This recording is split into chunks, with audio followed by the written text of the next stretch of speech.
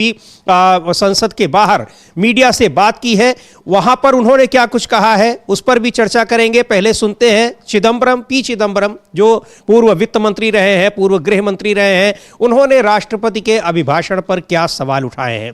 मनरेगा को लेकर सरकार ने पहले ही स्पष्ट कर दिया था कि वो इस पर किसी तरह की संसद में चर्चा नहीं कराएगी, लेकिन विपक्ष इसकी मांग कर रहा है, खासतौर पर कांग्रेस पार्टी इसकी मांग कर रही है। उधर अभिभाषण के दौरान वीबी राम जी, विकसित भारत जी राम जी योजना, जो सरकार नई योजना लाई है मनरेगा की जगह, उसकी बातें जब हो रही थी, उस दौरान मनरेगा को लेकर जो टिप्पणी की गई राष्ट्रपति के अभिभाषण में, उसको लेकर बड़े सवाल उठाए हैं कांग्रेस पार्टी ने और कहा गया उस योजना को खामियों की वजह से उसको खत्म किया गया, जबकि उसको खत्म करने के पीछे कुछ और कारण है। तो पी चिदम्बरम को भी हम सुनेंगे, लेकिन इस मुद्दे पर सरकार घिरी नजर आ रही है और सरकार चर्चा कराने से भी मना कर रही है। लेकिन चर्चा को विपक्ष चर्चा के लिए लगातार जोर डाल रहा है और किस तरीके से इस मुद्दे को बजट सत्र में ये हावी रहने वाला है, ये भी उससे समझ में आ रहा है। तो चिदम्बरम का ट्वीट भी देखते हैं क्या लिखा है उन्होंने, और सीधे लिख रहे हैं कि राष्ट्रपति द्रौपदी मुर्मू ने अपने भाषण में कहा कि विकसित भारत जी राम जी यानी ग्राम जी योजना कानून लागू किया गया है। इस सुधार से गांव में 125 दिन के रोजगार की गारंटी मिलेगी। गलत मैडम राष्ट्रपति, हाल के सालों में मनरेगा के तहत एक परिवार को औसतन 50 दिन का रोजगार मिला है। यह मांग की कमी के कारण नहीं, बल्कि इसलिए हुआ क्योंकि पर्याप्त फंड नहीं दिया गया। 50 दिन का औसत जादुई तरीके से 125 दिन कैसे हो जाएगा? क्या सरकार 2024-25 और 2025-26 में दिए गए पैसे का 2.5 गुना पैसा देगी? 125 दिन कोई गारंटी नहीं है, यह एक भ्रम है। 125 दिन पर ही क्यों रुके? यह एक खोखला वादा है। आप चाहें तो साल में 365 दिन की गारंटी दे सकती हैं। तो ये उसमें जो मनरेगा को खत्म करने के पीछे बताया गया कि 50 दिन का रोजगार मिला है, और फंड की कमी तो मनरेगा में लगातार उस पर चर्चाएं होती थी, राज्य सरकारें अपना मांगती थी, उसकी मांग करती थी, और यहाँ हर बजट सत्र से पहले उसको लेकर राज्यों के वित्त मंत्री मिला करते थे। लेकिन यहाँ कुछ जो गलत तथ्य बताए गए हैं अभिभाषण में, उसको रेखांकित किया है पी चिदम्बरम ने। हाँ, पी चिदम्बरम ने सख्त आपत्ति जताई है कि राष्ट्रपति ने अपने अभिभाषण में जो कहा, उसमें उन्होंने कहा कि ये जो विकसित भारत जी ग्राम जी जो कानून लागू किया गया है, इस सुधार से गांव में 125 दिन के रोजगार की गारंटी मिलेगी। चिदम्बरम का सवाल यह है कि जब सरकार मनरेगा में बजट दे ही नहीं रही थी और बजट ना मिलने की वजह से औसतन जो है 50 दिन का रोजगार एक व्यक्ति को मिला, तो क्या सरकार 2.5 गुना बजट का एलोकेशन करेगी? जो आप कह रही हैं 125 दिन की गारंटी मिलेगी, तो 125 दिन की गारंटी कैसे पूरी होगी? जो 100 दिन की गारंटी थी वो तो सरकार ने पूरा की नहीं, और अब आपने जो है सरकार की बाध्यता भी खत्म कर दी है कि सरकार जो बाध्य है रोजगार देने के लिए। पहले तो सरकार बाध्य थी रोजगार देने के लिए, सरकार की रोजगार कानूनी अधिकार था, कानूनी अधिकार था। अब कानूनी अधिकार तो रहा नहीं, आपने वो खत्म कर दिया। फिर आप गारंटी किस बात की देंगे? अब मोदी जी की गारंटी मोदी जी खुद मानने को तैयार नहीं है, तो मोदी जी की गारंटी है या किसकी गारंटी है? अब सवाल ये उठाया, तो यही चिदम्बरम ने सवाल उठाया है कि भाई राष्ट्रपति महोदया ने जो वहाँ बातें रखी अपने अभिभाषण में, चूंकि सरकार का लिखा हुआ होता है तो राष्ट्रपति तो वही बोलेंगी, लेकिन जो उन्होंने दावा किया कि 125 दिन का इससे रोजगार की गारंटी मिलेगी, उस पर चिदम्बरम ने साफ साफ सवाल उठाया है कि क्या सरकार जो है 2.5 गुना पैसा देगी, और ये 125 दिन की गारंटी नहीं है बल्कि एक भ्रम है। और अगर आप कह रही हैं कि 125 दिन के रोजगार की आप गारंटी देती हैं, तो ये खोखला वादा है। आप चाहें तो साल में 365 दिन की भी गारंटी दे सकते हैं। तो अगर आप गारंटी दे ही रही हैं तो 125 दिन की 365 दिन की दे दीजिए, क्योंकि देना तो है नहीं रोजगार, गारंटी ही देनी है, तो गारंटी देनी है तो गारंटी दीजिए, रोजगार मत दीजिए। जी बिल्कुल। उसके लेकर चूंकि मनरेगा को लेकर कई सारे सवाल उठाए गए कि ये रोजगार की गारंटी वाली योजना थी, जबकि उसको हटा दिया गया है और नई योजना में किसी तरह की गारंटी नहीं है। योजना से किस तरह से महात्मा गांधी का नाम हटाया गया, वो भी, उस पर भी सवाल उठ रहे हैं, और इसीलिए इसको लेकर कांग्रेस पार्टी पूरे देश में एक अभियान छेड़े हुए है। लगातार देश भर में प्रदर्शन हो रहे हैं और सरकार से इस योजना को वापस लाने की मांग की जा रही है। तो बहुत सारे सवाल हैं। उधर कांग्रेस के ही सांसद इमरान मसूद ने भी इसको लेकर टिप्पणी की है और सरकार पर सवाल उठाए हैं। क्या कुछ कहा है उन्होंने, उसको भी सुनेंगे, लेकिन इससे पहले प्रधानमंत्री ने आज संसद परिसर में पत्रकारों से बातचीत में जो कुछ कहा है वो भी सुन लेते हैं। और उनके उन बयानों पर भी कई सवाल उठ रहे हैं। और सीधे सीधे जयराम रमेश ने कहा है कि प्रधानमंत्री संसद के बाहर तो बहुत कुछ बोल लेते हैं, लेकिन संसद के भीतर या जहां सर्वदलीय बैठक होती है वहां जाने से कतराते रहते हैं। तो पहले सुनते हैं प्रधानमंत्री ने क्या कहा है संसद परिसर में, संसद के भीतर नहीं बल्कि संसद के बाहर पत्रकारों से बातचीत में, उसको सुनते हैं। 140 करोड़ देशवासियों के पुरुषार्थ का लेखा जोखा था और 140 करोड़ देशवासी और उसमें भी ज्यादातर युवा उनके एस्पिरेशंस को रेखांकित करने का बहुत ही सटीक उद्बोधन सभी सांसदों के लिए कई मार्गदर्शक बातें भी कल आदरणीय राष्ट्रपति जी ने सदन में सबके सामने रखी है। सत्र के प्रारंभ में ही और 2026 के प्रारंभ में ही आदरणीय राष्ट्रपति जी ने सांसदों से जो अपेक्षाएं व्यक्त की हैं, उन्होंने बहुत ही सरल शब्दों में राष्ट्र के मुखिया के रूप में जो भावनाएं व्यक्त की हैं, मुझे पूरा विश्वास है कि सभी माननीय सांसदों ने उसको गंभीरता से लिया ही होगा। और ये सत्र अपने आप में बहुत ही महत्वपूर्ण सत्र होता है। ये बजट सत्र है। 21वीं सदी का एक चौथाई हिस्सा बीत चुका है। ये दूसरे चौथाई का प्रारंभ हो रहा है और 2047 विकसित भारत के लक्ष्य को प्राप्त करने के लिए ये महत्वपूर्ण 25 वर्ष का दौर आरंभ हो रहा है। और ये दूसरे क्वार्टर का, इस शताब्दी की दूसरे क्वार्टर का ये पहला बजट आ रहा है। और वित्त मंत्री निर्मला जी देश की पहली वित्त मंत्री ऐसी है, महिला वित्त मंत्री ऐसी है जो लगातार 9वीं बार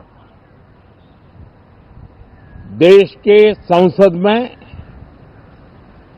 बजट प्रस्तुत करने जा रही है। ये तो वहां पर बजट सत्र की बात कर रहे हैं और राष्ट्रपति के अभिभाषण की भी चर्चा कर रहे हैं, लेकिन राष्ट्रपति के अभिभाषण में गलत तथ्य पेश किए गए हैं। और जैसा बताया आपने जी ने कि उसमें वो सरकार की ही बात होती है, जिसका जो लिखा हुआ होता है उसको राष्ट्रपति वहां पर संसद के दोनों सदनों में उसको पढ़ती हैं। अभिभाषण जिसको कहा जाता है हर सत्र के से पहले ये होता है। तो उस अभिभाषण में ये अपेक्षा नहीं की जाती, संसद में वैसे भी गलत तथ्य गलत बयानी की अपेक्षा नहीं की जाती है और कार्रवाई भी होती है। उनको अगर कोई गलत तथ्य वहां पेश करता है तो उसको कार्रवाई से भी निकाला जाता है। लेकिन बहुत गंभीर मामला यह है कि अगर राष्ट्रपति ही अपने अभिभाषण में गलत तथ्य दे रही हैं तो फिर उसका क्या होगा। और इस वही सवाल उठाया है पी चिदम्बरम ने, उसको लेकर कि मनरेगा को लेकर जो तथ्य पेश किए गए हैं वो गलत हैं, वो झूठे हैं। क्या कह रहे हैं इमरान मसूद, सुनते हैं उनको भी। मनरेगा को लेकर क्यों हटाया गया, साजिशन हटाया गया या फिर कोई जरूरत थी उसको हटाने की, उसको लेकर उन्होंने अपनी बातें कही हैं। लेकिन प्रधानमंत्री नरेंद्र मोदी के इन बयानों पर कांग्रेस के नेता सर जयराम रमेश ने टिप्पणी की है और उन्होंने कहा है कि बहुत सारी बातें जब वो करते हैं तो ये हम लोग पूछते हैं कि संसद में भी वो तमाम सवालों के जवाब क्यों नहीं देते हैं। तो क्या कुछ ये है, जयराम रमेश ने ट्वीट किया हुआ है, अंग्रेजी में ये ट्वीट है और इसका मतलब ये है कि वो राष्ट्रीय मुद्दों पर विपक्ष को विश्वास में लेने के लिए न तो सर्वदलीय बैठकों को बुलाएंगे और न ही उनकी अध्यक्षता करेंगे। वो आखिरी समय में विधेयक पेश कराएंगे और आवश्यक विधायी जांच पड़ताल सवाल के बिना उन्हें संसद में बुलडोजर से पास करवा लेंगे। वो संसद में बैठकर विपक्षी नेताओं की चिंताओं का जवाब देने के बजाय दोनों सदनों में चुनावी रैली जैसे भाषण देंगे। हर सत्र की शुरुआत से पहले वो संसद को पृष्ठभूमि बनाकर अपना हमेशा की तरह पाखंड से भरा हुआ देश के नाम संदेश देंगे। आज का प्रदर्शन उसी सिलसिले का हिस्सा है। यानी वहां पर मोनोलॉग करने के लिए प्रधानमंत्री हमेशा आगे रहते हैं। जहां डायलॉग की बात होती है, यानी संवाद की बात होती है, जहां सवाल और जवाब देने होते हैं, उस हर मंच से प्रधानमंत्री गायब मिलते हैं। ये जयराम रमेश कह रहे हैं। हाँ बिल्कुल, जहाँ भी जिम्मेदारी की बात आती है, जहाँ जवाबदेही की बात आती है, मतलब जहाँ दायित्व की बात आती है, वहाँ प्रधानमंत्री गायब मिलते हैं। ये जयराम रमेश का कहना। वो बता रहे हैं कि जो सर्वदलीय बैठकें होती हैं प्रधानमंत्री उसमें भी नहीं आएंगे। राष्ट्रीय मसलों पर जो है सर्वदलीय बैठक में चर्चा होती है और नीतियां तय होती हैं, प्रधानमंत्री उसमें भी नहीं आएंगे। प्रधानमंत्री संसद में भी नहीं आएंगे और प्रधानमंत्री जो है वो जाकर संसद के बाहर जो है वो भाषण देंगे इस तरीके से। तो आज का जो भाषण है वो उसी की प्रक्रिया का एक हिस्सा प्रधानमंत्री का भाषण का है। और ये भी कई बार देखने में आया है, विपक्ष ने कई बार सवाल भी उठाया है कि संसद के भीतर भी जब उनको खुद को बोलना होता है उतनी देर बोलने के लिए आते हैं, सांसदों की बातें सुनने के लिए नहीं। यहाँ तक कि वो जब पहला ही सत्र था इस नई लोकसभा का, उसमें कोई तृणमूल कांग्रेस की सांसद थी, शायद महुआ मोइत्रा थी, उन्होंने तो वो बोलने लगी, वो उठकर चलने लगे तो उन्होंने रोकने की कोशिश की, लेकिन फिर भी नहीं रुके। हाँ फिर भी नहीं रुके। और कहा भी उन्होंने कि हमारे कृष्णनगर में तो एक दो बार आके आप जो चुनाव के दौरान के सभा करते तो यहाँ भी सुन लो भाई कृष्णनगर की बात थोड़ी सी, तो काहे नहीं सुनते होते कि प्रधानमंत्री उठकर चले गए। तो प्रधानमंत्री से अपना भाषण देने आते हैं, उठकर चले जाते हैं। पता नहीं, जैसा कि राहुल गांधी ने कहा था कि प्रधानमंत्री मेरा सामना नहीं कर सकते, तो प्रधानमंत्री सामना नहीं कर सकते हैं राहुल गांधी का, इसलिए संसद में नहीं आते हैं। क्या है पता नहीं, बहरहाल लेकिन संसद में नहीं आते हैं। जो जयराम रमेश कह रहे हैं उनका भी आरोप यही है। बिल्कुल, संसद में आते नहीं है। और यहां तक कि प्रधानमंत्री शायद रिकॉर्ड की बात कर रहे हैं कि निर्मला सीतारमण 9वीं बार बजट पेश कर रही हैं। रिकॉर्ड यह भी है कि प्रधानमंत्री को संसद में बुलवाने के लिए यहां पर उनके खिलाफ अविश्वास प्रस्ताव भी लाया गया। बिल्कुल बिल्कुल, ये भी रिकॉर्ड है समीर जी कि 70 सालों में कई रिकॉर्ड बनते हैं। पहली बार रिकॉर्ड ये भी है कि 9वीं बार जो है वित्त मंत्री निर्मला सीतारमण वित्त मंत्री के तौर पे जो है महिला वित्त मंत्री के तौर पे बजट पेश कर रही हैं। ये भी रिकॉर्ड है।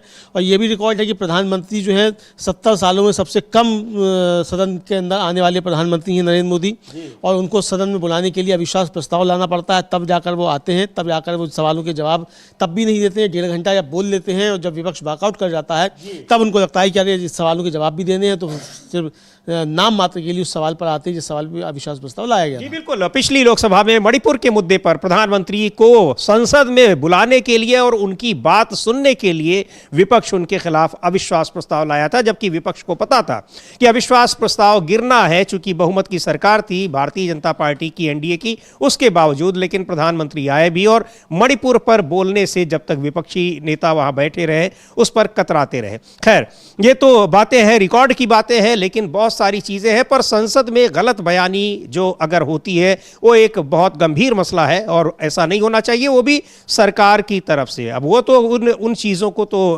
कार्यवाही से हटाया भी नहीं जा सकता है। खैर, इसको लेकर जो मनरेगा पर जो राष्ट्रपति ने अपने अभिभाषण के दौरान बातें कही हैं और मनरेगा को हटाए जाने के पीछे क्या कुछ कारण रहे हैं, उस पर कांग्रेस के सांसद इमरान मसूद क्या कह रहे हैं, उनको सुनते हैं। खड़गे जी को संभालना चाहिए, बताना चाहिए, वो खुद जाके नारे लगा रहे थे। ये ऐसी बात कर रहे हैं जिसका कोई मतलब, हमारा मनरेगा एजेंडा है, आपने गरीबों की रीढ़ तोड़ दी है, तो हम बोलने पर भी पाबंदी हो जाएगी क्या?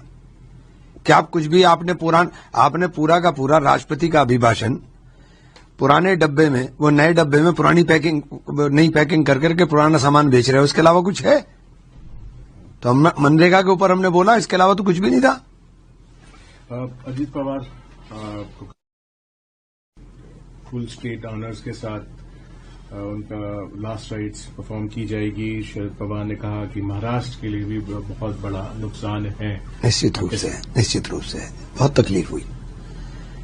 पवार साहब का जाना एक अच्छा डायनेमिक लीडर था, और इस तरह से जाना बहुत ही तकलीफ दे है। तो ये मनरेगा को लेकर बहुत सारे सवाल उठ रहे हैं और राष्ट्रपति के अभिभाषण में भी उसमें गलत बयानी की गई है। इसको लेकर विपक्ष हमलावर है। मनरेगा पर वैसे भी चर्चा की मांग कर रहा है, सरकार नकार चुकी है, लेकिन चर्चा की मांग जारी है और पूरे देश में इस योजना को हटाए जाने के खिलाफ कांग्रेस का प्रदर्शन भी हो रहा है और लोकसभा में भी आज इसकी मांग हुई है, जिसकी वजह से लोकसभा की कार्यवाही दिन भर के लिए स्थगित की गई है। पर मनरेगा एक ऐसा मुद्दा बन गया है, उसमें एक तो रोजगार की गारंटी, दूसरे महात्मा गांधी, जी हाँ, सीधे 1 फरवरी को जिस दिन बजट पेश होगा उसी दिन असेंबल होगी लोकसभा। अभी वित्त मंत्री ने आर्थिक सर्वे टेबल पर रख दिया, उसके रखने के बाद स्थगित हो गई लोकसभा और अब वो सीधे 1 फरवरी को आएगा रविवार को, जिस दिन वित्त मंत्री अपना बजट पेश करेंगी, तो 1 तारीख तक के लिए स्थगित कर दी गई है। तो ये भी रिकॉर्ड बनाया जाएगा कि रविवार को बजट पेश होगा, लेकिन तब तक के लिए स्थगित कर दी गई है लोकसभा की कार्यवाही और जरूरी मुद्दों पर चर्चा के लिए एक बार फिर सरकार ने नकार दिया है। मनरेगा को क्यों हटाया गया, मनरेगा पर चर्चा करने की बात विपक्ष की नकार दी गई है, लेकिन विपक्ष उस पर चर्चा के लिए अड़ा हुआ है।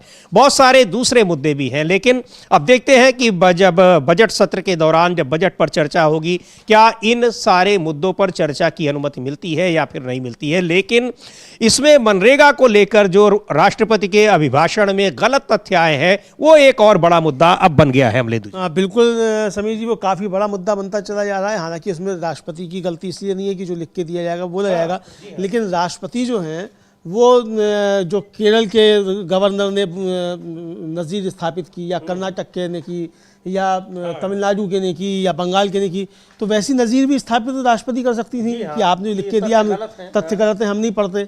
लेकिन राष्ट्रपति चूंकि संविधान से बंधी हुई है तो वो सरकार ने जो लिख के दिया वो पढ़ा उन्होंने। गवर्नर्स जो है वो संविधान से चूंकि बंधे हुए नहीं होते हैं, उनको ज़्यादा छूट होती है, यही कहा जा सकता है। तो गवर्नर कुछ भी कर सकते हैं।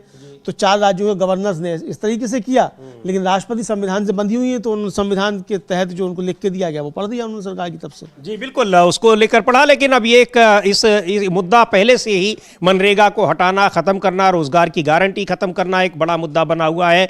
उसमें भी मनरेगा को लेकर जो गलत तथ्य दिए गए हैं राष्ट्रपति के अभिभाषण में, वो भी एक बड़ा मुद्दा अब बन गया है। और इन सारे मुद्दों पर अब देखना है कि क्या कुछ इस पर संसद में चर्चा होती है, क्योंकि बजट सत्र में बजट पेश होगा और अब तो स्कोप खत्म हो गया है, क्योंकि सीधे अब जिस दिन बजट पेश होना है उसी दिन अब लोकसभा असेंबल होगी, यानी 1 तारीख तक के लिए लोकसभा की कार्यवाही को स्थगित कर दिया गया है।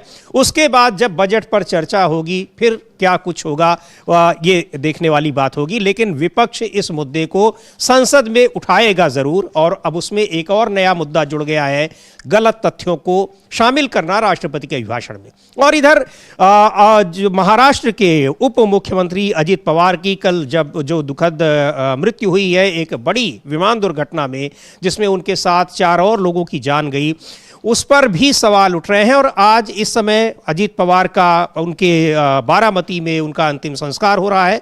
बहुत सारे लोग उसमें जुटे हुए हैं और पूरा महाराष्ट्र में 3 दिन का राष्ट्रीय शोक घोषित किया गया है। मुख्यमंत्री और देश के गृह मंत्री अमित शाह, तमाम लोग वहाँ पर जुटे हुए हैं, तमाम दूसरे राजनीतिक दलों के लोग भी जुटे हुए हैं। उनकी मृत्यु पर लोग दुख जता रहे हैं। दूसरी ओर इस हादसे पर भी कई तरह के सवाल उठ रहे हैं।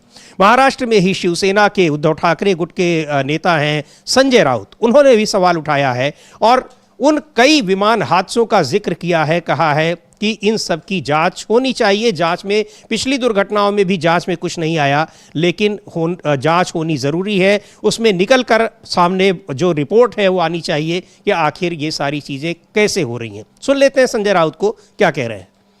2 साल पहले एक्सीडेंट हुआ था, उसका रिपोर्ट नहीं आया। एयर इंडिया जो मैंने ये कहा कि अब तक इतने एक्सीडेंट हो गया है चार्टर्ड फ्लाइट के या कमर्शियल फ्लाइट के, अहमदाबाद में इतना बड़ा हादसा हो गया, क्या हो गया? इन्वेस्टिगेशन कुछ सामने आया है?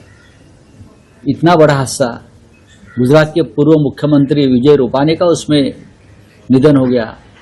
हाँ, इन्वेस्टिगेशन के लिए एक टीम बनाई गई, डीजीसीए ने एक टीम बनाई, क्या हो गया आगे? चार्टर्ड फ्लाइट के इतने हादसे हो गए, इतने लोग मारे गए। हाँ, डीजीसीए हर बार इन्वेस्टिगेशन की घोषणा करती है, क्या हो गया? हमारे सामने कुछ तथ्य और सत्य तो आना चाहिए जनता के सामने। अजित पवार जैसा एक कद्दावर नेता, महाराष्ट्र के डिप्टी सीएम, लोकप्रिय नेता, कल इस प्रकार से विमान हादसे में उनका देहांत हो गया, उनका निधन हो गया। महाराष्ट्र नहीं, पूरा देश सदमे में है। कैसा हो गया है? उसमें क्या टेक्निकल गड़बड़ी थी, ये सामने आना चाहिए। अगर फ्लाइट में टेक्निकल गड़बड़ी है, रडार सिस्टम में गड़बड़ है, और क्या है, एयरपोर्ट पर है, उस बारे में देश के सामने, जनता के सामने सिर्फ श्रद्धांजलि हम देंगे, प्रधानमंत्री श्रद्धांजलि देंगे, गृहमंत्री श्रद्धांजलि देंगे, राष्ट्रपति श्रद्धांजलि देंगे, मुख्यमंत्री श्रद्धांजलि देंगे, उससे क्या होगा? एक्सीडेंट अगर हो गया है और तांत्रिक कारणों से हो गया है तो वो कारणों का पता लगाना पड़ेगा हम सबको। कंपनी को 2 साल हो गया है तो वहाँ पर उसके जो कारण है, वजह है, क्यों कैसे क्रैश हुआ है, उसकी सारी जानकारी, उसकी जांच होनी चाहिए और उन कारणों का पता लगाया जाना चाहिए। पिछले हादसों का भी जिक्र कर रहे हैं और पूरे महाराष्ट्र में एक बहुत गमगीन माहौल है। वहाँ उनकी मृत्यु से बहुत सारे लोग दुखी हैं। कल से ही तमाम प्रतिक्रियाएं आ रही हैं। अब इस समय उनका अंतिम संस्कार बारामती में हो रहा है। उधर तृणमूल कांग्रेस के सांसद हैं साकेत गोखले, उन्होंने एक ट्वीट किया है अभी थोड़ी देर पहले और बहुत बड़ा सवाल उन्होंने उठाया है प्रधानमंत्री नरेंद्र मोदी के ऊपर और कहा, क्या कुछ कहा है उन्होंने, ये आप ट्वीट देख रहे हैं। लिख रहे हैं वो कि एनडीए शासित राज्य के एक मौजूदा डिप्टी सीएम का दुखद रूप से एक एयर क्रैश में निधन हो गया और प्रधानमंत्री मोदी ने आज उनके अंतिम संस्कार में शामिल होने की जहमत भी नहीं उठाई। इसके बजाय उन्होंने आज संसद के बाहर मीडिया को राजनीतिक भाषण देना ज्यादा जरूरी समझा। अपने ही सहयोगी और संसद के लिए जरा भी सम्मान नहीं, ये उन्होंने सवाल उठाया है और उसको साकेत गोखले ने तृणमूल कांग्रेस के साथ। हाँ बिल्कुल समझिए, साकेत गोखले ने बहुत गंभीर सवाल उठाया है और प्रधानमंत्री तो जो पंडित नेहरू को भी याद रखते हैं कि वो सरदार पटेल के अंतिम संस्कार में नहीं गए थे। जबकि पंडित नेहरू तो गए थे। तो जब प्रधानमंत्री को इतना याद रहता है कि साहब सरदार पटेल की जब मृत्यु हुई थी तब पंडित नेहरू नहीं गए थे उनके अंतिम संस्कार में, लेकिन प्रधानमंत्री तो अपने ही सहयोगी के अंतिम संस्कार में नहीं जा रहे हैं। इसको लेकर साकेत गोखले सवाल उठा रहे हैं और ये तमाम राजनीतिक हलकों में इसको लेकर चर्चा हो रही है। कल भी प्रधानमंत्री ने ट्वीट किया कि अजीत पवार जो थे वो जन नेता थे और जाने क्या क्या थे, लेकिन ये नहीं बताया कि भाई 70,000 करोड़ के घोटाले का आरोप भी प्रधानमंत्री नहीं लगाया था अजीत पवार के ऊपर। उस पे आज तक ना माफी मांगी ना अपना आरोप वापस लिया है। तो प्रधानमंत्री की संवेदना को लेकर बार बार समीर जी सवाल उठते रहते हैं कि प्रधानमंत्री बहुत संवेदनहीन व्यक्ति हैं। ये आरोप विपक्ष अक्सर लगाता रहता है। तो साकेत गोखले का भी आरोप यही है एक तरीके से कि प्रधानमंत्री के सामने सिर्फ राजनीति है और संवेदनहीनता उनमें कूट-कूट कर भरी हुई है। जी बिल्कुल, एक बहुत ही उन्होंने महत्वपूर्ण मुद्दा उठाया है और गंभीर आरोप लगाए हैं कि प्रधानमंत्री को जब वहाँ होना चाहिए वो संसद में भाषण दे रहे हैं, बयानबाजी कर रहे हैं। इधर जैसा अभी संजय राउत भी कह रहे थे कि हादसे की जांच होनी चाहिए, हादसे की जांच की मांग कल से ही लगातार हो रही है और कल ही डिप्टी जो महाराष्ट्र के दूसरे डिप्टी सीएम हैं यानी एकनाथ शिंदे, उन्होंने भी इसकी मांग की थी। आज भी उन्होंने बयान दिया है और क्या कुछ कहा है। हालांकि जो षड्यंत्र की बात है उसको लेकर वो कह रहे हैं कि उस तरह की बात नहीं होनी चाहिए, लेकिन कल उन्होंने ही सबसे पहले ये बात कही थी। सुनते हैं आज क्या कहा है महाराष्ट्र के डिप्टी सीएम एकनाथ शिंदे ने। एक्सीडेंट हुआ है वो तो दुर्भाग्यपूर्ण है ही है, उसमें 6 जाने गई है, लेकिन इसका राजनीतिकरण करना ये उससे ज़्यादा दुर्भाग्यपूर्ण है। और शरद पवार साहब ने अभी खुद ही मीडिया के सामने उनकी बातें रखी है, ये भी सबको पता है। इसलिए मैं इसका इतना ही कहूँगा कि इसका राजनीतिकरण ना हो, इसका राजनीतिक लाभ उठाने की कोशिश कोई ना करे, क्योंकि ये संवेदनशील घटना हुई है। यह महाराष्ट्र के लिए एक बहुत बड़ा एक आघात है, महाराष्ट्र के लिए बहुत बड़ा हादसा है।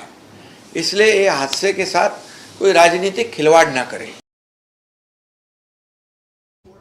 तो राजनीतिक खिलवाड़ न करे। हालांकि कल उन्होंने कहा था कि इसकी जांच होनी चाहिए और निश्चित तौर पर ये दुर्घटना है, लेकिन वही बात बार बार हो रही है कि दुर्घटना है, लेकिन ये इस तरह की दुर्घटनाएं बार बार हो रही हैं तो उनके जांच तो होनी ही चाहिए। क्यों हो रही हैं वो सारी बातें सामने आनी चाहिए और अगर कहीं कुछ साजिश है तो उसका भी पता लगना चाहिए। हाँ बिल्कुल, अगर कोई साजिश है तो उसका पता लगना चाहिए, और साजिश की अगर बात उठ रही है तो भी, और अगर साजिश नहीं भी है तब भी ये स्पष्ट होना चाहिए कि जो शंकाएं व्यक्त की जा रही हैं वो ठीक नहीं है, साजिश नहीं है इसमें।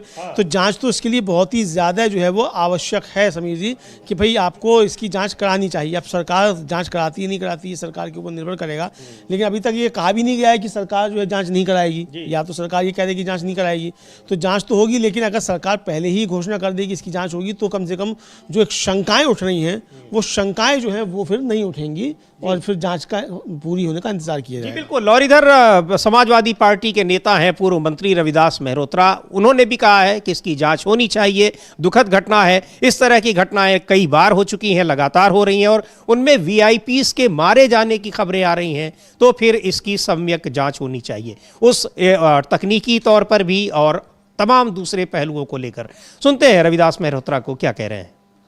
अहमदाबाद में विमान दुर्घटना में गुजरात के पूर्व मुख्यमंत्री विजय रूपानी की मौत हो गई थी, उसकी भी जांच में क्या रिपोर्ट आई, सरकार ने जनता को बताने का काम नहीं किया। अब महाराष्ट्र के उप मुख्यमंत्री की मौत हो गई है, इसकी किसी वर्तमान न्यायाधीश से जांच कराई जाए कि ये घटना क्यों हुई है। उप मुख्यमंत्री या मुख्यमंत्री की उड़ान से पहले उस जहाज की तकनीकी जांच हुई कि नहीं हुई, और उड़ान की भरने की अनुमति किसने दी, और इसके लिए कौन जिम्मेदार है, ये तय होना चाहिए। इन दुर्घटनाओं के पीछे कहीं कोई साजिश तो नहीं है, और भारतीय जनता पार्टी के जो लोग खिलाफ होते हैं उन लोगों की जब मौत होती है तो ये एक साजिश मानी जाती है। तो ये आशंका है कि विजय रूपानी के बाद अब अजीत पवार की भी भाजपा की सरकार ने साजिश करके ये घटना करवाई हो। इसकी जांच होनी चाहिए, और इस जांच में कौन जिम्मेदार पाया गया है उसके खिलाफ कड़ी से कड़ी कार्रवाई होनी चाहिए। तो क्या इसमें सीधे तौर पर कह रहे हैं कि अगर कोई साजिश है, तकनीकी खामी है, तो उसकी जांच होनी चाहिए, और अगर साजिश उसमें पता चलती है तो उनके खिलाफ कड़ी कार्रवाई होनी चाहिए। लगातार ये बातें उठ रही हैं।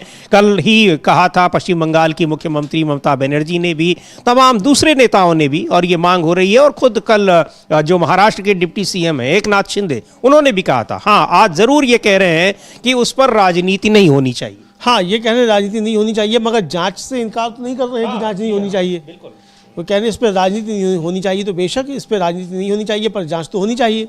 और ममता बनर्जी भी राजनीति करने की बात थोड़ी कह रही है, ममता बनर्जी भी कह रही है कि जांच होनी चाहिए। सभी लोग ये बात कर रहे हैं कि जांच होनी चाहिए, तो जांच जो है वो बिल्कुल होना चाहिए। और हालांकि जो डीजीसीए है उसका बयान आ गया है कि ब्लैक बॉक्स मिल गया है, तो ब्लैक बॉक्स मिलेगा तो उसके बाद चीज़ें सामने आएंगी, क्या हुआ क्या नहीं हुआ। लेकिन इसको लेकर जांच की बात तो सभी तो सही है। लालू प्रसाद यादव ने भी कल इसकी मांग की थी, मल्लिकार्जुन खड़गे ने स्पष्ट तौर पर कहा कि हम इसकी मांग उठाएंगे, बल्कि उन्होंने तो ये तक कहा कि संसद में हम इसकी जो मांग उठाएंगे। और इसको लेकर राजीव जी बहुत सारी चीज़ें जो है वो आती रहती हैं, ये मांग काफ़ी ज़्यादा उठ रही है। वीरेंद्र सिंह हैं समाजवादी पार्टी के सांसद जो हैं, उन्होंने भी समीर जी इसको लेकर बात कही थी कि भाई इसकी जांच जो है वो होनी चाहिए, और अगर शंकाएं उठ रही हैं तो शंकाएं क्यों उठ रही हैं इसको लेकर भी तो कई लोग जो हैं वो इसकी लगातार जो है मांग कर रहे हैं समीर जी। बिल्कुल, चूंकि इस तरह की घटनाएं कई हो चुकी हैं पिछले कुछ दिनों में, इसलिए निश्चित तौर पर यह कहा जा रहा है कि कहीं न कहीं कोई क्या साजिश भी हो सकती है। जो बात अभी कह रहे थे रविदास मेहरोत्रा, समाजवादी पार्टी के नेता हैं, अब वही बात समाजवादी पार्टी के सांसद वीरेंद्र सिंह भी कह रहे हैं, ममता बनर्जी कह चुकी हैं, लालू प्रसाद कई, और यहाँ तक कि खुद एकनाथ शिंदे ने कल ही जांच की मांग की थी कि इसकी जांच होनी चाहिए। इसमें ये बातें आनी चाहिए कि कैसे ये दुर्घटना हुई। हालांकि अब ब्लैक बॉक्स मिलने के बाद दुर्घटना के कारणों का पता लगेगा, लेकिन ये कारण कैसे हुए, तकनीकी खामियां ही रही या फिर कोई और वजह रही। चूंकि अहमदाबाद में भी जब दुर्घटना हुई थी, इतनी बड़ी दुर्घटना, उसमें भी बहुत कुछ स्पष्ट रूप से सामने बातें नहीं आ पाई। वहाँ भी विजय रूपाणी जो गुजरात के मुख्यमंत्री रह चुके थे, उनकी जान गई थी। इसके अलावा जनरल विपिन रावत की जान गई थी ये विमान हादसे में ही। तो ये बहुत सारी चीज़ें बहुत सारे संदेह भी पैदा करती हैं, इसीलिए इनकी एक वृहद जांच की मांग की जा रही है कि कैसे आखिर ये दुर्घटना हुई है। सुन लेते हैं बीरेंद्र सिंह क्या कह रहे हैं, समाजवादी पार्टी के सांसद।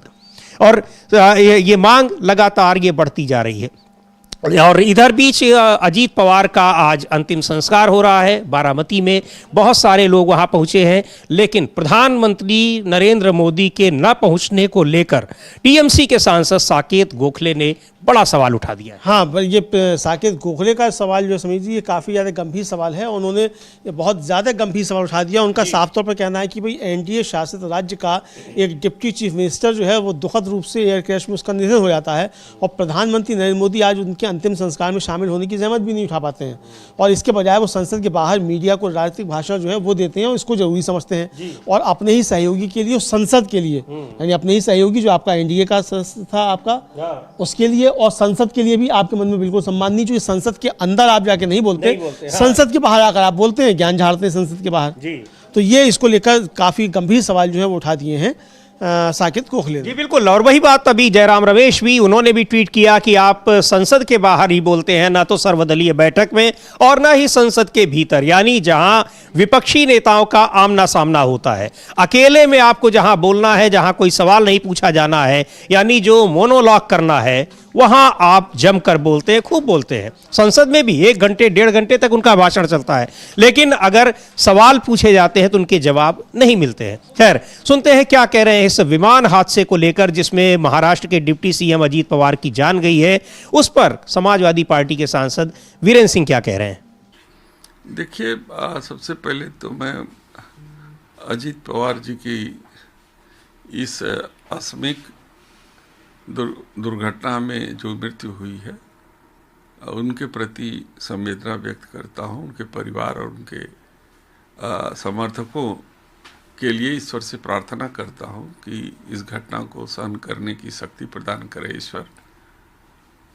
लेकिन साथ ही साथ ये सवाल तो उठना लाजमी है, क्योंकि लगातार कई घटनाएं देखी गई हैं जिसमें वरिष्ठ नेताओं की मृत्यु हवाई या सड़क दुर्घटनाओं में हुई है। तो जो शंका लोगों के मन में उठ रही है उसका समाधान करना इस सरकार का काम है, और जांच करा करके लोगों की आशंकाओं को दूर करना चाहिए सरकार को।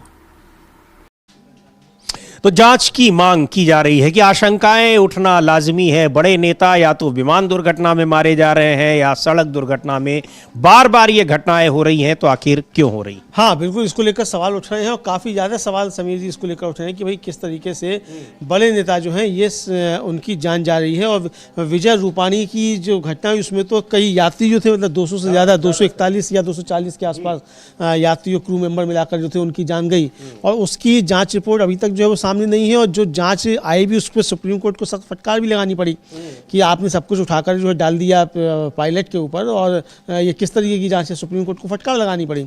तो यानी इसमें भी लीपा पोती जो है, सवाल ये नहीं है कि किसकी दुर्घटना में जान गई और किसका क्या हुआ, सवाल ये है कि इस तरीके की लीपा पोती करके अगर सरकार बचानेगी अधिकारियों को या इन कंपनियों को, तो फिर ये चीज़ें कभी सुधरेंगी नहीं। चूंकि उन्हें सुधार नहीं हो, चूंकि उन्हें लगेगा कि सरकार जो बचाव करने के लिए, अब इंडिगो का जो प्रकरण हुआ समीर जी, उसमें पहले सरकार ने इंडिगो को बचाना चाहा, लेकिन जब वो पानी सिर के ऊपर निकल गया तब फिर आप चले किसी इंडिगो पे अब कार्रवाई की जाएगी। तो ये तो आप पहले ही एक्शन क्यों नहीं लेते हैं बचाने की बजाय? अगर जो चीज़ें हैं उसको ठीक किया जाए तो आगे से एक तो इस तरह की चीज़ों पर रोक लगेगी, और दूसरी शंकाएं लोगों के मन में पैदा होती हैं। अब चाहे ममता बनर्जी राजनीतिक तौर पर कह रही हो, चाहे वो सही में उनकी शंका हो, किसी भी तरीके से हो, लेकिन अब जनता के बीच तो एक मसला गया ना, सोशल मीडिया पे चर्चाएं तो शुरू हो गई।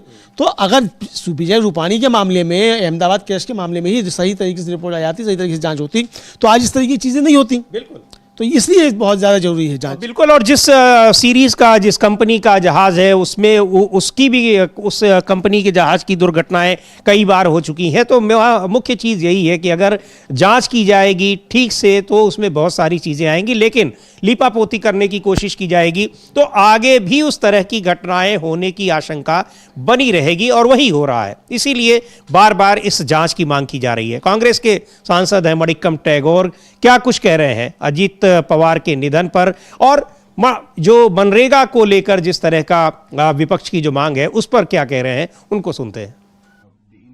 As well and demanded for the Supreme Court investigation. What do you have to say regarding this? It's a huge loss for Mr. Pawar and Pawar family, and we pay our condolences, and our leadership has spoken to them, and we stand in the time of grief with the family. What's going to be the economic survey going to be presented? Tomorrow Parliament will function. The question hour is there. Then the economic survey will be presented. Therefore, we hope that the government allow a discussion in the coming days on fair discussion is allowed. They don't bulldoze things. The culture of this government is to introduce in the last leg of the session some surprising secret bills and bulldoze the parliament. These things. Opposition parties are always ready to cooperate. We always believe that there should be democratic and fair discussion in the parliament. This session also, we hope that they allow that discussion, which we have been demanding for long. तो मनरेगा पर discussion की अनुमति मिलेगी, हालांकि अभी तक तो अनुमति नहीं मिली है। अब आगे क्या कुछ होता है ये देखा जाएगा। और हालांकि बहुत सारे मुद्दों पर सरकार घिरी हुई है। और इधर जो एक नया प्रकरण आया है विश्वविद्यालय अनुदान आयोग की ओर से, जो कैंपस में हायर एजुकेशंस के जो कैंपस हैं उनमें एक जातिगत भेदभाव को रोकने के मकसद से जो नए रेगुलेशंस बनाए गए हैं उसमें पूरे देश में उबाल है। और ये कहा जा रहा है कि वो सवर्णों के विरोध में उस नियमावली को बनाया गया है। उसको लेकर कई याचिकाएं भी सुप्रीम कोर्ट में दायर की गई हैं। उन पर सुप्रीम कोर्ट ने उनको एक्सेप्ट किया और आज उस पर सुनवाई भी शुरू हो गई है। हमने जी समीर जी, उस पर सुनवाई शुरू हो गई है। और विष्णु शंकर जैन जो एक अधिवक्ता हैं वो इस समय याचिकाकर्ताओं की तरफ से अपनी दलील रख रहे हैं। और उस दलील पर जो है सीजेआई जो है वो क्रॉस क्वेश्चंस उनसे इस समय कर रहे हैं। विष्णु शंकर जैन जो है उन्होंने कहना शुरू किया कि सभी नागरिकों को सुरक्षा मिलनी चाहिए, ये संविधान का मूल आदेश है और सामाजिक सांस्कृतिक भी है। हम रेगुलेशन 3C को चुनौती दे रहे हैं जो जाति आधारित भेदभाव को परिभाषित करता है। यह पूरी तरह से भेदभावपूर्ण है। भेदभाव की परिभाषा बहुत व्यापक है। सामान्य वर्ग के सदस्य जब सेक्शन 3E पहले से ही लागू है तो 3C की क्या ज़रूरत है। इसका उद्देश्य से कोई उचित संबंध नहीं है। ये मानना है कि केवल एक वर्ग, विशेष वर्ग ही जाति आधारित भेदभाव का सामना करता है। अबेदा तलवी मामले में इस अदालत के आदेशों का रुख यह नहीं था। इससे और विभाजन पैदा होंगे और मेरे पास कई उदाहरण हैं। सीजीआई ने कहा कि हम केवल संवैधानिकता और वैधता की प्रारंभिक जांच कर रहे हैं। तो जैन ने कहा कि मैं जाति आधारित भेदभाव की इस परिभाषा पर रोक लगाने की मांग कर रहा हूं।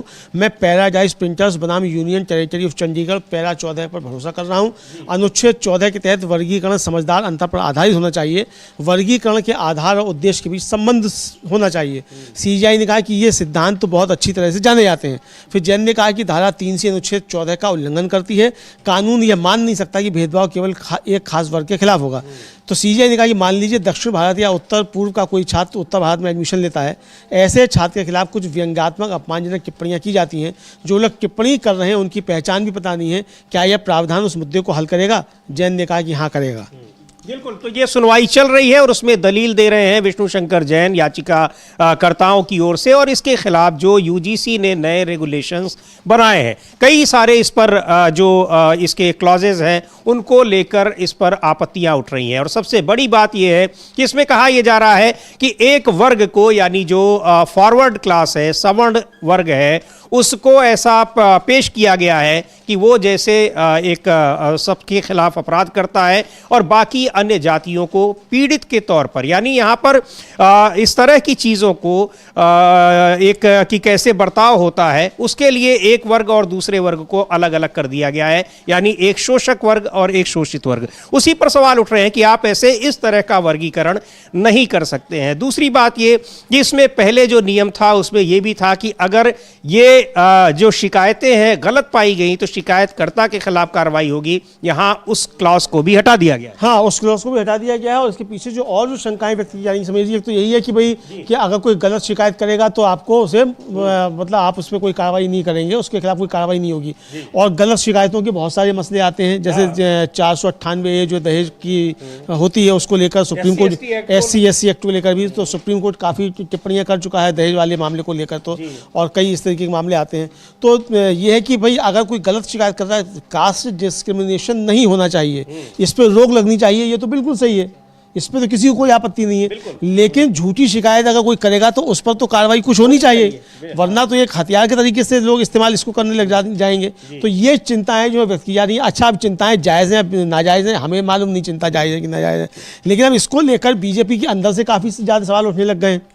ब्रजभूषण शरण सिंह जो बीजेपी के ही सांसद हैं वो इसको लेकर रहे हैं हाँ अभी बीजेपी में हो, हाँ दावा देता है, हाँ बेचे सांसद हैं, तो वो जो है इसको लेकर जो है अपनी सख्त टिप्पणी कर रहे हैं और उनको भी हम लोग सुन सकते हैं, फिर बताते हैं कि सुप्रीम कोर्ट में क्या। जी बिल्कुल, कई बीजेपी नेता इस्तीफा दे रहे हैं। इसको लेकर भारतीय जनता पार्टी अपने भीतर ही बहुत बड़े विरोध का सामना कर रही है। सुन लेते हैं पहले ब्रजभूषण शरण सिंह क्या कह रहे हैं। आंदोलन तो जगह जगह हो रहे हैं, जगह जगह आंदोलन हो रहा है, छोटे छोटे समूहों में हो रहा है, जिले स्तर पर हो रहा है, प्रदेश स्तर पर हो रहा है। तो ये व्यापक रूप धारण करे तो इसके पहले सरकार को विचार करना चाहिए।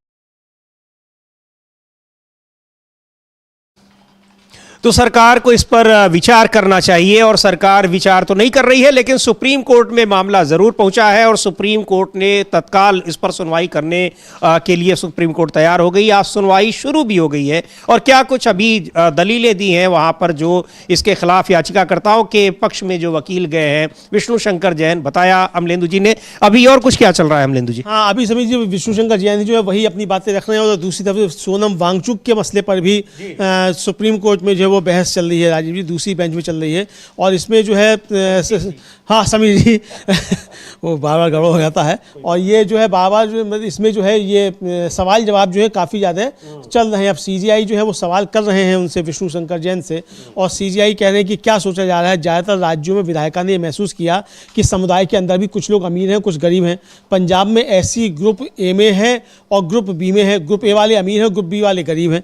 ये सीजीआई की तरफ से पूछा गया है, जैन साहब से कहा गया है। जी बिल्कुल। तो अब जैन साहब यानी विष्णु शंकर जैन जो अपीयर हो रहे हैं याचिकाकर्ताओं की ओर से, इस पर क्या कुछ कहते हैं वो भी देखते हैं। लेकिन ये मामला एक बड़ा मामला है और सबसे ज़्यादा इसमें जो महत्वपूर्ण बात है कि भारतीय जनता पार्टी के भीतर ज़बरदस्त विरोध हो रहा है इस नए जो रेगुलेशन आया हुआ है और इसमें इसको माना जा रहा है कि ये सवर्णों के खिलाफ है। हालांकि ये भी कहा जा रहा है कि इसमें कोई बहुत बदलाव नहीं आए हैं, लेकिन जो बदलाव किए गए हैं वही अपने आप में बहुत आपत्तिजनक है, जिसको लेकर इतना विरोध हो रहा है। यूजीसी के दफ्तर पर विरोध प्रदर्शन हो रहा है, तमाम जो अलग अलग राज्यों में बहुत सारे शहरों में इसको लेकर जो छात्र हैं और भी लोग हैं वो विरोध प्रदर्शन कर रहे हैं। उत्तर प्रदेश में एक सीनियर पीसीएस ऑफिसर हैं, उन्होंने तो इस्तीफा दे दिया, बड़ा विवादित भी रहा। उसके बाद उनको कैसे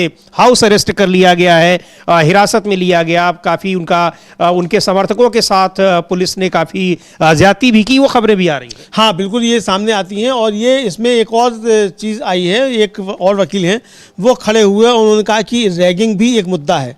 जब मैं फ्रेशर होता हूँ तो मेरा पहनावा या लोग बताएगा कि मैं फ्रेशर हूँ, और अगर मैं विरोध करता हूँ, शिकायत करने की हिम्मत करता हूँ तो मुझे क्रॉस केस का सामना करना पड़ेगा।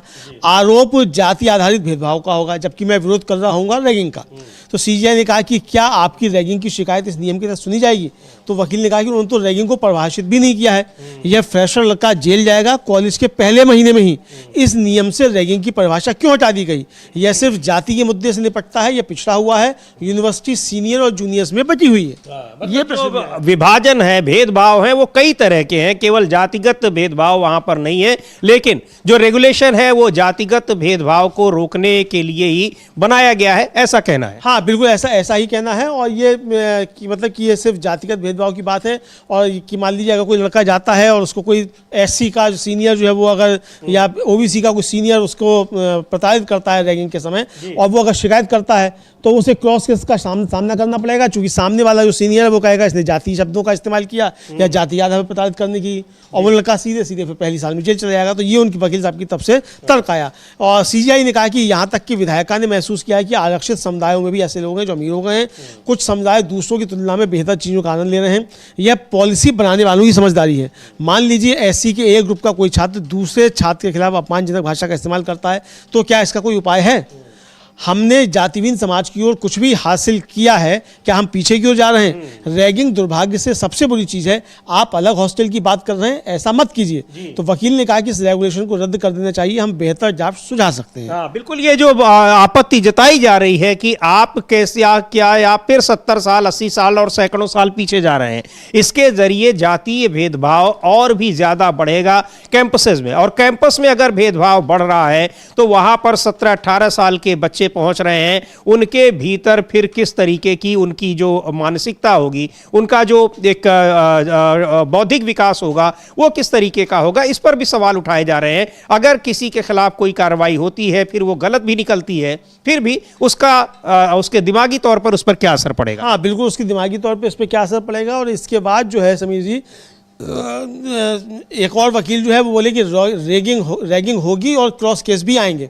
तो जस्टिस बागची ने इस पर कहा कि यह एक बात है कि आर्टिकल 15(4) जो है वो राज्य को SC ST के लिए खास बनाने का अधिकार देता है, लेकिन अगर 2012 के रेगुलेशन में ज़्यादा व्यापक सभी को शामिल करने वाली पॉलिसी बात थी तो एक सुरक्षात्मक सुधारवादी ढांचे में पीछे क्यों हटना चाहिए? नॉन रेगुलेशन का